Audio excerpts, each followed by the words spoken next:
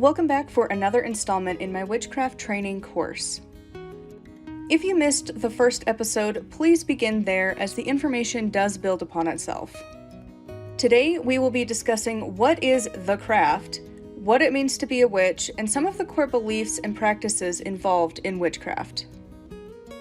Like before, there will be homework at the end along with the journal prompts to add into your Book of Shadows, and of course the recommended reading for this month as well.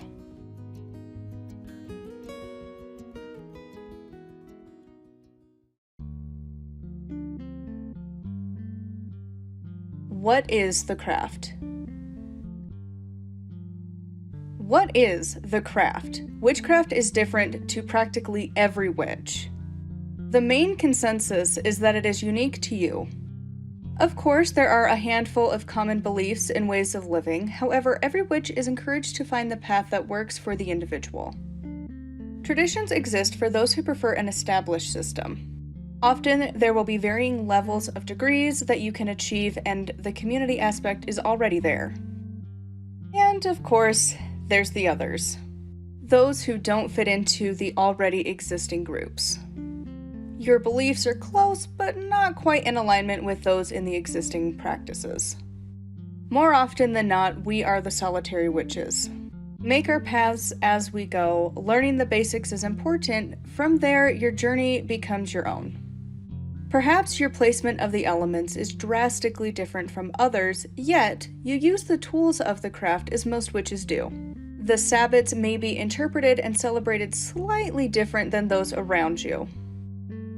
The moon may or may not be connected to the goddess, the sun may not represent the god, and yet you practice magic and honor the earth. This may sound counterintuitive, but I'm not here to tell you how to be a witch. That will ultimately be up to you. I am here to teach you my ways of the craft as they are now. I say this because to never have your path change and evolve has never sat well with me. Change is the only constant in your life. Your spirituality should reflect this. Nature changes all the time. We should as well. This isn't to say you should make changes simply for the sake of change. Rather, this is to encourage you to take some time monthly, quarterly, or yearly to check in with your beliefs and routines and see what is working and what isn't. Often, the change is so gradual that unless you look back, you may not realize the changes you've gone through.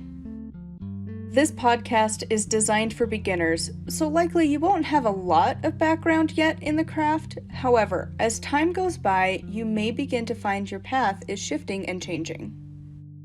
My tradition.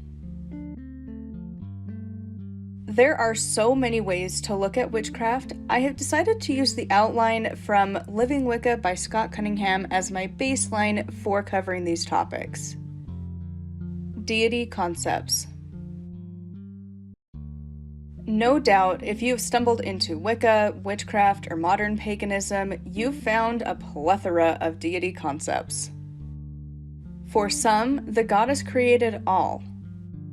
For others, the old pagan creation myths aren't just myths, they're reality.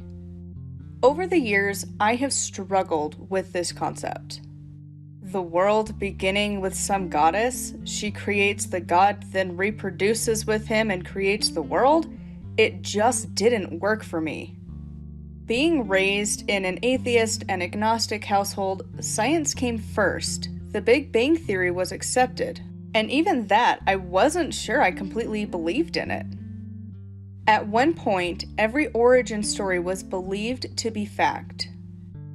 Why should ours be put above our ancestors when future generations may prove it was completely off anyways? Because of this, I often left out the creation stories. I wasn't sure what to believe. It wasn't until my life radically changed in December of 2020 when my grandpa died that I began to question nearly every aspect of my life. Odin walked into my life that night and my life has not been the same since.